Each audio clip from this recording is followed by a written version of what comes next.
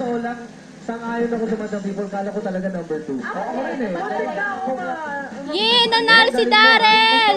Ang galing mo, ang galing mo. Wala ako napili, parang ang hirap. Opo. Galing. Ang galing niya, alam niya yung ehe. Kaya, sarap mo yung pinto. Panalo ko ng 20,000. Thank you po. Pero ito, kayo sabi na natin ng mga trabador. Kuya Smoke, anong pangalan kuya? Ako nga po pala si Ryan Mapang po. Anong trabaho? Portrait artist po. Yay! Actually, may gift po ako sa inyo. Wow. Darren! Nanalo ka. Nagabala ka po. Asan ka na? Uy, ba't wala? Hindi, mamaya. Pero syempre, moment niya to. Dapat ulitin niyo na. May painting po ako ginawa. Portrait artist? Lahat po kayo ng cast sa Showtime ginawa. Anong gamit mo? Anong gamit Well. mo? Actually, business ko talaga yan. Online business po ako for international and local po sa Philippines. Pwede, meron ka bang site or Darren! Facebook na pwede Darren! mong i-promote? Sige po.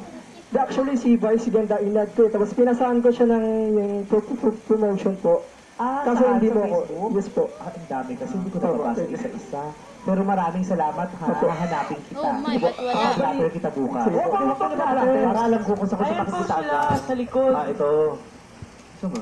Ayun. Balito po yung Ay, ang cute! Bakit mas maganda ako dyan kaysa sa personal? Buisit, kabastusan! Bastos ka!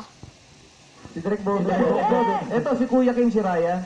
si Ryan Chomsky. Parang si Vice din to. Si Teddy po. Tapos ito pa, special. Special, oh. Wow! Justin Bieber. Ate Glow? Ako ba? Ang ganda. Maganda. Kasi always talaga ako maganda ako. Pinagbuyakan ko talaga ito para sa'yo. Para sa'yo, Vice. So, Salamat na marami, number 1. Thank you so much. Darren! Perfect artist ka. Yes, Bakit po. alam mo yung term kanina na ano? Saan mo nakuha yung term na ginamit mo kanina? Sa Axel? Anong term ang ginamit mo? Actually talaga, wala ka talaga akong idea